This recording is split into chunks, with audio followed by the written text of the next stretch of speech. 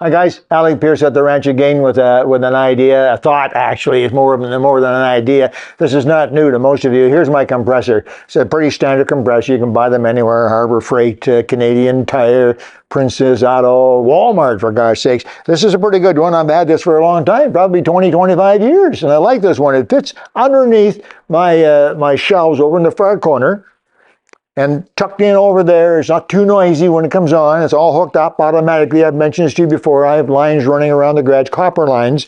I soldered them all up. I have outside air with a big gauge on it and a line for filling tractor tires, car tires. I have 2 or 3 inside. I have an overhead line and so on. None of that's terribly important at this point. You've seen that in my previous videos.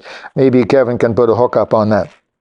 But I was a little bit, I don't know what the right word is. I guess annoyed, disturbed, maybe. When the other day I happened across a YouTube video from a gentleman who had a problem with his compressor. And it's a genuine problem. Not for a minute am I suggesting that he had no right to be upset. Of course he had a right to be upset.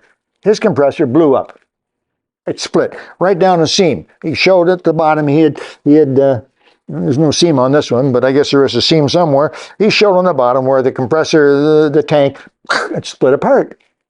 It would make a heck of a noise. Sure, it's only 110, 120 psi, but it's a lot of air in there, and this metal will go flying around. In his particular case, it busted a door, and it threw some stuff around and broke the garage door track and busted some tools. And it was right beside his son's toolbox, which I think was what upset him the most, and it would me too. And anyway, the bottom line was he was really upset with this compressor that blew up and said he will never, ever own another compressor. Okay, if you can get by without a compressor, save the money. What the hell? But a lot of people can't. I couldn't live without my compressor. It's just too many things I use it for.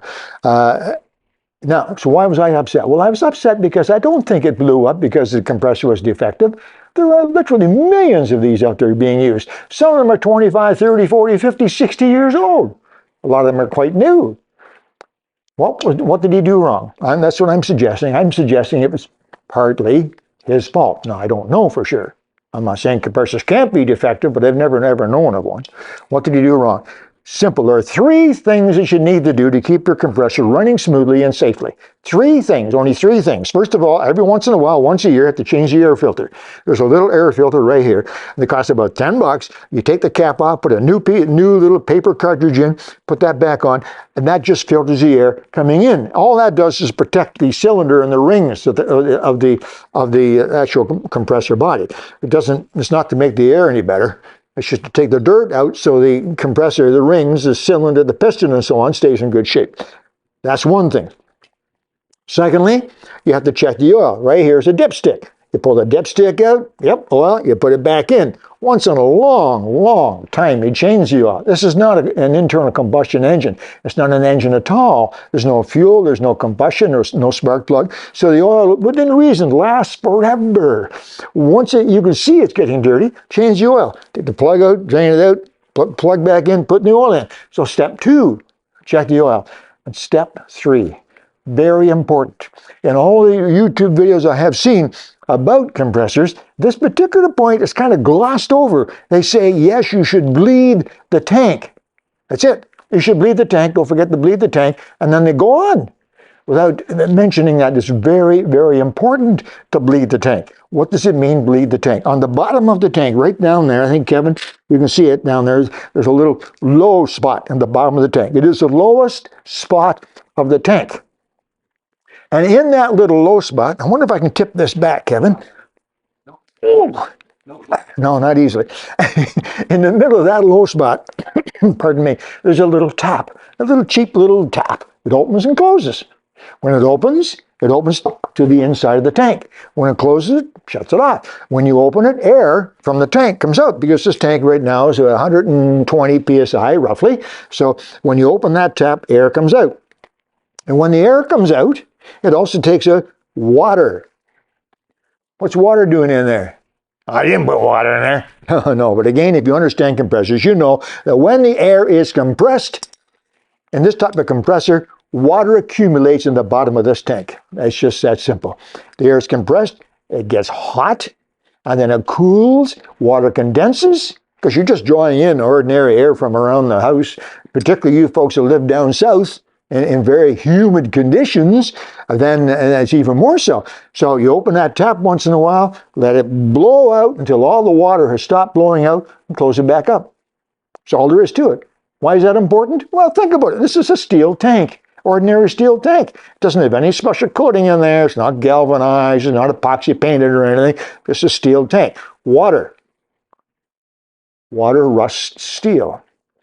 If it gets rusty, you weaken the tank. I don't know about this fella. I don't know if that's his problem. So what do you have to do? Get a pair of pliers, reach underneath. Normally it's not possible to do this without a pair of pliers. That little tap down there is metal, and when you turn it off, it gets pretty tight. Take a wrench, reach down there, bridge that little tap, and open the tap. And as you open the tap, here's what happens. It's called air. Now I put a pan under here to catch the water.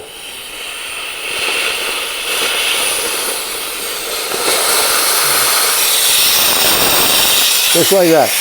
I bled this a little while ago, so there's not going to be very much in there. But let's give it a try. Now, there's some in there. Now the other thing that I do, which is not in the book, I take the tank and I lift it a little bit. Lift it and drop it. Like this.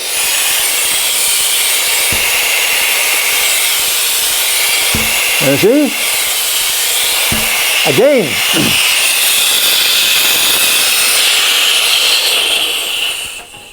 I just did this a short while ago. There's not much in my tank. I do it pretty regularly. I don't want it to blow up. And so there's not much in this tank. But when you lift it and lower it, then you're making sure any water in there will eventually run into that hole and get blown out. So that's why I do that. Now let me lift this off of here.